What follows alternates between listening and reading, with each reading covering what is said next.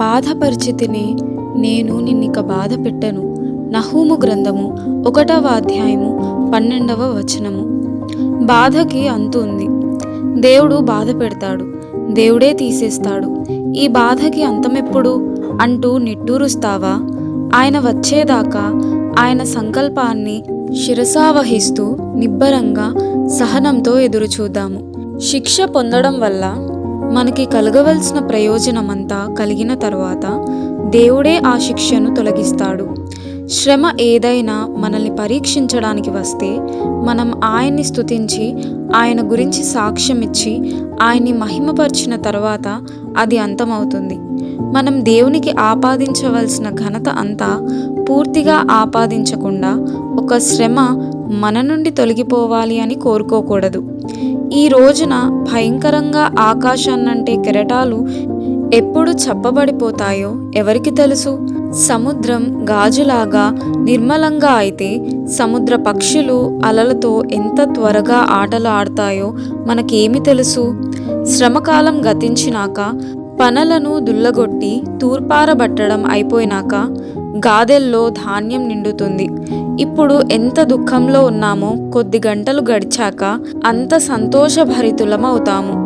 రాత్రిని పగలుగా మార్చడం ప్రభువుకి కష్టమేమి కాదు. మేఘాల్ని పంపినవాడు వాటిని వెళ్ళగొట్టగలడు కూడా. దిగులు మాని ఉత్సాహంగా ఉందాము.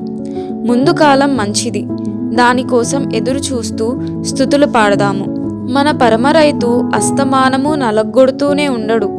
ఇది ఒక నిర్దిష్ట సమయంలో మాత్రమే. వర్షాలు త్వరలోనే వెలిసిపోతాయి. ఏడుపు కొద్ది గంటలే ఉంటుంది. తెల్లవారితే ఇక శోకం ఉండదు. మన శ్రమ క్షణికమే. శ్రమకి ఓ ప్రయోజనముంది. మనకి శ్రమ వచ్చిందన్న విషయమే మనలో దేవుడికి కావాల్సిన అతి ప్రశస్తమైనదేదో ఉన్నదన్న విషయానికి నిరూపణ. లేకపోతే అంత సమయం వృధా చేసి అంత శ్రద్ధ మన మీద ఎందుకు చూపిస్తాడా ఆయన? మట్టి ఖనిజం కలిసిపోయి ఉన్నట్టు మన సహజ ప్రవృత్తిలో విశ్వాసం అనే విలువగల ఖనిజం కలిసిపోయి ఉంది కాబట్టే క్రీస్తు మనల్ని ఈ పరీక్షలకి గురి చేస్తున్నాడు. ఈ నైర్మల్యాన్ని, పరిశుద్ధతను వెలికి తేవాలని ఆయన మనల్ని కొలిమిలో వేసి కాలుస్తున్నాడు. పీడితుల్లారా ఓపిక పట్టండి. ఆ కష్టాలు మనలను నిత్య మహిమ వారసుల్ని చేసినట్టు మనం చూస్తాము.